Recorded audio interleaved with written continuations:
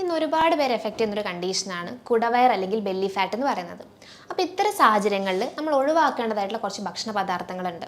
അപ്പോൾ ഇന്നത്തെ വീഡിയോയിൽ നമ്മൾ ഡിസ്കസ് ചെയ്യാൻ പോകുന്നത് നമ്മുടെ വയറിന് ചുറ്റുപാടുമായിട്ട് ഫാറ്റ് അടിഞ്ഞു കൂടുന്ന ഒരു സാഹചര്യത്തിൽ നമ്മൾ ഒഴിവാക്കേണ്ടതായിട്ടുള്ള ഭക്ഷണങ്ങളെക്കുറിച്ചാണ്. ഹായ്, ഞാൻ doctor Arya, naturopathic physician, doctor diet.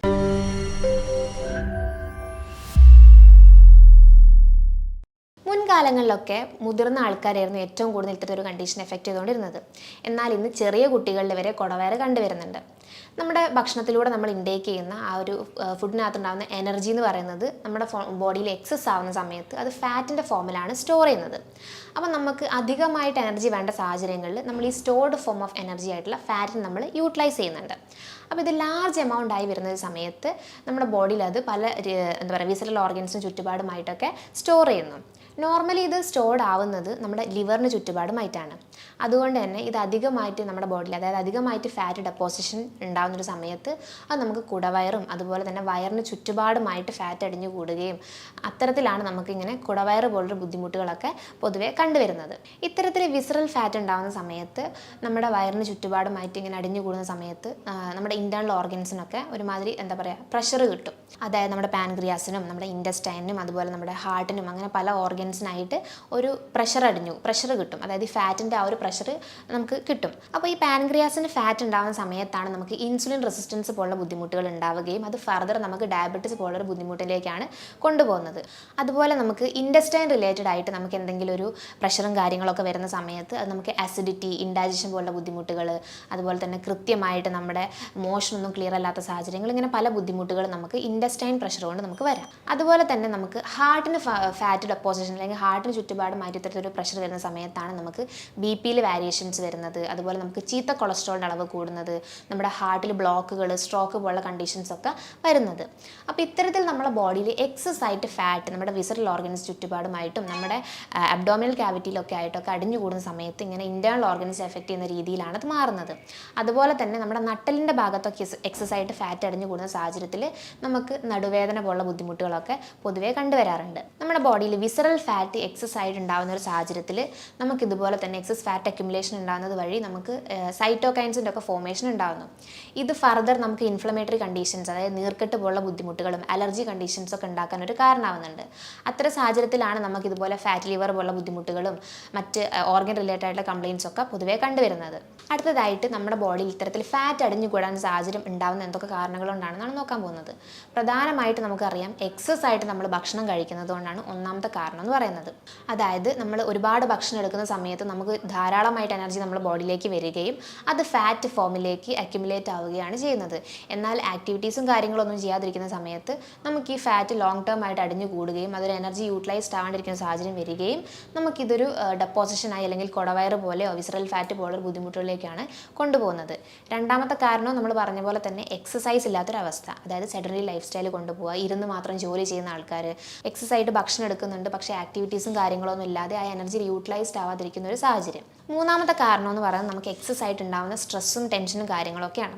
ഇത്തരം സമയങ്ങളിൽ നമ്മുടെ ബോഡിയിൽ കോർട്ടിസോൾ, അതായത് സ്ട്രെസ് ഹോർമോൺ ആയിട്ടുള്ള കോർട്ടിസോളിൻ്റെ പ്രൊഡക്ഷൻ കൂടുകയും അതുവഴി ഇൻസുലിൻ, നമ്മുടെ പാൻക്രിയാസിൽ ഇൻസുലിൻ ധാരാളമായി പ്രൊഡ്യൂസ് ചെയ്യുകയും അത് ഫർദർ ഫാറ്റ് ഡെപ്പോസിഷനും അതുപോലെ ഡയബറ്റിസ് കണ്ടീഷൻസ് ഒക്കെ ഉണ്ടാക്കാൻ ഒരു കാരണമാവുന്നുണ്ട്. അതുപോലൊരു കാരണമാണ് നമുക്ക് ലേറ്റ് നൈറ്റായിട്ട് നമ്മൾ ഉറങ്ങുന്നത്. കുറേ സമയമെടുത്ത് നമ്മൾ നേരം വൈകി 12 മണി 1 മണി സമയങ്ങളിലൊക്കെ നമ്മൾ ഉറങ്ങുന്നൊരു സാഹചര്യം. ഇത്തരം സന്ദർഭങ്ങളിൽ നമ്മുടെ പാൻക്രിയാസിൻ്റെ ഫംഗ്ഷനിങ്ങിന് ഓൾട്ടറേഷൻ സംഭവിച്ചിട്ട് നമുക്ക് ഇൻസുലിൻ റെസിസ്റ്റൻസ് പോലുള്ള ബുദ്ധിമുട്ടുകൾ ഉണ്ടാവുകയും അത് ഫർദർ ഫാറ്റ് ഡെപ്പോസിഷനും ഡയബറ്റിസ് പോലുള്ള കണ്ടീഷൻസ് ഒക്കെയാണ് കോമൺ ആയിട്ട് ഉണ്ടാക്കുന്നത്. ഇത്തരം റീസൺസ് ഒക്കെയാണ് നമുക്ക് പൊതുവിലായിട്ട് ഇത്തരം ഒരു പ്രശ്നങ്ങൾ ഉണ്ടാക്കുന്നത്. അതുപോലൊരു കാരണമാണ് നമുക്ക് ഹെറിഡിറ്ററി, അതായത് പാരമ്പര്യമായിട്ട് ഈ കുടവയറ് പോലുള്ള ബുദ്ധിമുട്ടുകൾ അല്ലെങ്കിൽ അമിതവണ്ണം പോലുള്ള ബുദ്ധിമുട്ടുകളൊക്കെ ഉള്ള ആൾക്കാരാണെങ്കിൽ അവർക്ക് ഇത്തരത്തിൽ വിസറൽ ഫാറ്റ് ഡെപ്പോസിഷനൊക്കെ ഒരു ടെൻഡൻസി കൂടുതലാണ്. അപ്പോൾ ഇത്തരത്തിലുള്ള റീസൺസ് ആണ് കോമൺലി നമുക്ക് കുടവയറും അതുപോലെ ബെല്ലി ഫാറ്റ് പോലുള്ള പ്രശ്നങ്ങളൊക്കെ ഉണ്ടാക്കാൻ ഒരു കാരണമാവുന്നത്. അടുത്തതായിട്ട് നമ്മൾ എന്തൊക്കെ ഭക്ഷണങ്ങളാണ് ഒഴിവാക്കേണ്ടതെന്നാണ് നോക്കാൻ പോകുന്നത്. പ്രധാനമായിട്ട് ഇത്തരം സാഹചര്യങ്ങളിൽ നമ്മൾ കഴിക്കേണ്ടതായിട്ടുള്ള ഭക്ഷണങ്ങൾ നമുക്ക് കോമൺ ആയിട്ട് അറിയാം. എന്നാൽ ഒഴിവാക്കേണ്ടതായിട്ട് ഒരുപാട് കാറ്റഗറീസ് വരുന്നുണ്ട്. അതിൽ ഒന്നാമത്തെ കാറ്റഗറിയാണ് ട്രാൻസ് ഫാറ്റ് അടങ്ങിയിട്ടുള്ള ഭക്ഷണങ്ങൾ. അതായത് നമ്മൾ വെജിറ്റബിൾ ഓയിലിനെ ഒരു ഉരുക്കിയെടുക്കുന്ന പാകത്തിലൊക്കെ നമുക്ക് അവൈലബിൾ ആയിട്ടുള്ള, അതായത് പ്രധാനമായും നമുക്ക് ഡാൽഡ പോലുള്ള കാര്യങ്ങൾ, വനസ്പതി പോലുള്ള കാര്യങ്ങളൊക്കെ നമുക്കറിയാം. ഇതൊക്കെ കോമൺലി അടങ്ങിയിട്ടുള്ളത് നമ്മൾ പാക്കേജ്ഡ് ആയിട്ട് പ്രോസസ്ഡ് പ്രോസസ്ഡ് ആയിട്ട് കിട്ടുന്ന ഭക്ഷണങ്ങളിലൊക്കെയാണ് കോമൺലി അടങ്ങിയിട്ടുള്ളത്. ഇത്തരം ട്രാൻസ് ഫാറ്റ് എന്ന് പറയുന്ന കണ്ടന്റിനകത്ത് നമ്മുടെ വെജിറ്റബിൾ ഓയിൽ ഹൈഡ്രജനേറ്റ് ചെയ്തിട്ട് അത് കട്ടി ഫോമിലേക്ക് മാറ്റും. അപ്പം നമ്മളത് യൂസ് ചെയ്യുന്ന സമയത്ത് അത് അലിഞ്ഞു വരുന്ന സാഹചര്യത്തിലായിരിക്കും നമ്മളത് ചൂടാക്കുന്ന സമയത്ത് കണ്ടുവരുന്നത്. അപ്പോൾ ഇത്തരത്തിലുള്ള കണ്ടൻസ് പ്രധാനമായിട്ട് നമ്മുടെ പ്രോസസ്ഡ് ആയിട്ടുള്ള എല്ലാ ഭക്ഷണ പദാർത്ഥങ്ങളിലും ഇന്ന് യൂസ് ചെയ്യുന്നുണ്ട്. പണ്ട് കാലങ്ങളിലൊക്കെ നമുക്ക് എക്സ്പയറി ഡേറ്റ് അല്ലെങ്കിൽ നമ്മൾ പെട്ടെന്ന് ഭക്ഷണം പുറത്തുനിന്ന് വാങ്ങിക്കുന്ന സാധനങ്ങളൊക്കെ പെട്ടെന്ന് എക്സ്പയർ ആവുന്നൊരു ടെൻഡൻസി ഉണ്ടായിരുന്നു. എന്നാൽ ഇന്നത്തെ സാഹചര്യത്തിൽ ഈ ട്രാൻസ് ഫാറ്റിൻ്റെ മിക്സിങ് കാര്യങ്ങളൊക്കെ കൂടുതലായതുകൊണ്ട് തന്നെ അതിൻ്റെ എക്സ്പയറി സമയം, അതായത് അതിൻ്റെ ഒരു ലൈഫ് കുറച്ചുകൂടെ കൂടുതലായിട്ട് നമ്മൾ കണ്ടുവരുന്നുണ്ട്. ഇത്തരം കണ്ടൻസ് നമ്മൾ ഉപയോഗിക്കുന്നത് വഴി നമുക്ക് ബെല്ലി ഫാറ്റ്, അതുപോലെ നമ്മുടെ ഫാറ്റി ലിവർ പോലുള്ള ബുദ്ധിമുട്ടുകൾ, ചീത്ത കൊളസ്ട്രോൾ അളവൊക്കെ കൂടാനോ ടെൻഡൻസി ആവുന്നുണ്ട്. അപ്പോൾ ട്രാൻസ് ഫാറ്റ് അടങ്ങിയ ഭക്ഷണങ്ങൾ നമ്മൾ പൊതുവേ ഒഴിവാക്കാൻ വേണ്ടിയിട്ട് ശ്രമിക്കാം. രണ്ടാമത്തെ കണ്ടന്റാണ് നമ്മുടെ ഫൈബർലെസ് ആയിട്ടുള്ള ധാന്യങ്ങൾ. പ്രധാനമായിട്ട് നമ്മൾ പോളിഷ് ചെയ്തിട്ടുള്ള അരി, അതുപോലെ ഗോതമ്പ് പോലുള്ള കാര്യങ്ങൾ, നമ്മുടെ റിഫൈൻഡ് ആയിട്ടുള്ള വീറ്റ്, അതായത് നമ്മുടെ മൈദ പോലുള്ള കാര്യങ്ങൾ, നമ്മുടെ വെള്ള അരി നമ്മൾ പൊടിപ്പിച്ചിട്ടൊക്കെ ഉപയോഗിക്കുന്ന കുറേ കാര്യങ്ങളില്ലേ, നമ്മുടെ ഇഡ്ഡലി പോലുള്ള കാര്യങ്ങൾ, അപ്പം പോലുള്ള കാര്യങ്ങൾ, നമ്മുടെ പത്തിരി പോലുള്ള കാര്യങ്ങൾ, അങ്ങനെ കുറേ കാര്യങ്ങൾ നമ്മൾ യൂസ് ചെയ്യുന്നുണ്ട്. ഇതിലൊക്കെ നമുക്ക് ഫൈബർലെസ് ആയിട്ടുള്ളൊരു രീതിയിലാണ് നമ്മൾ ഇൻടേക്ക് ചെയ്യുന്നത്. ഇത്തരം പദാർത്ഥങ്ങൾ നമ്മൾ ഉപയോഗിക്കുന്നത് വഴി നമുക്ക് ഇതുപോലെ ബെല്ലി ഫാറ്റ് അല്ലെങ്കിൽ ഫാറ്റ് അക്യുമുലേഷൻ കൂടാനൊരു സാധ്യത ഉണ്ട്. നമ്മളെപ്പോഴും ഫൈബർ റിച്ച് ആയിട്ടുള്ള ഭക്ഷണങ്ങൾ പ്രധാനമായിട്ട് എടുക്കാൻ വേണ്ടിയിട്ട് ശ്രദ്ധിക്കുക. മൂന്നാമത്തെ ഒരു ഫുഡ് ഗ്രൂപ്പാണ് ഫ്രക്ടോസ് എന്ന് പറയുന്നത്. നമുക്കറിയാം അതൊരു ടൈപ്പ് ഓഫ് ഷുഗറാണ്, അല്ലെങ്കിൽ അതൊരു ടൈപ്പ് ഓഫ് മധുരമാണ്. നമ്മൾ ഭക്ഷണത്തിലൊക്കെ ആർട്ടിഫിഷ്യലി, അതായത് പുറത്തുനിന്ന് വാങ്ങിക്കുന്ന ഭക്ഷണത്തിനകത്തൊക്കെ നമ്മൾ ഹൈ ഫ്രക്ടോസ് കോൺ സിറപ്പ് എന്ന് പറയുന്ന കണ്ടന്റ് ആഡ് ചെയ്യുന്നതായിട്ട് നമ്മൾ കണ്ടുവരുന്നത്. നമ്മളതിൻ്റെ പിൻഭാഗത്ത് വായിച്ചു കഴിഞ്ഞാൽ നമുക്ക് മനസ്സിലാക്കാൻ പറ്റും. അതിൽ പ്രധാനമായിട്ട് ആഡ് ചെയ്യുന്നൊരു സ്വീറ്റ്നർ അല്ലെങ്കിൽ ഒരു ടേസ്റ്റ് മേക്കറാണ് ഇത്തരത്തിലൊരു ഫ്രക്ടോസ് എന്ന് പറയുന്നത്.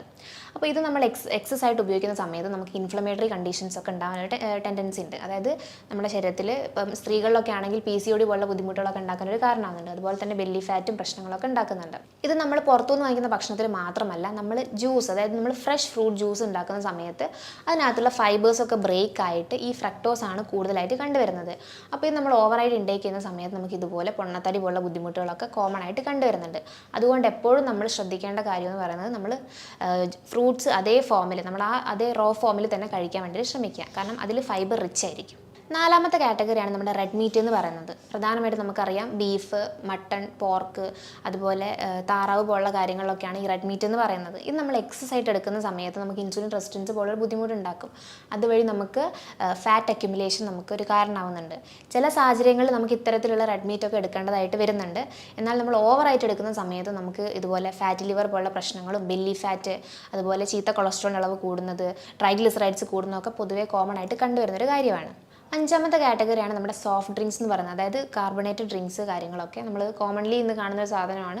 ഇത് നമ്മൾ എക്സസ് ആയിട്ട് എടുക്കുന്ന സമയത്ത് നമുക്കതിനകത്ത് ഒരുപാട് ഷുഗർ അടങ്ങിയതുകൊണ്ട് തന്നെ നമുക്ക് ഡയബറ്റീസ് പോലുള്ള കണ്ടീഷൻസും അതുപോലെ ഇൻസുലിൻ റെസിസ്റ്റൻസ് ഉണ്ടാകുന്നതുകൊണ്ട് തന്നെ നമുക്ക് ഫാറ്റ് അക്യുമുലേഷനും കാര്യങ്ങളൊക്കെ ഉണ്ടാകുന്നുണ്ട്.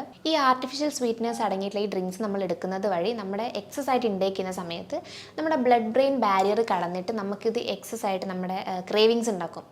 നമ്മുടെ ജങ്ക് ഫുഡ്സും കാര്യങ്ങളൊക്കെ ഓവറായിട്ട് കഴിക്കാനുള്ള ഒരു ക്രേവിങ്സ് ഉണ്ടാക്കും. അതുവഴി നമുക്കറിയാം ഒരുപാട് ഹെൽത്ത് ഇഷ്യൂസും കാര്യങ്ങളാണ് നമുക്ക് ഫർദർ വരുന്നത്.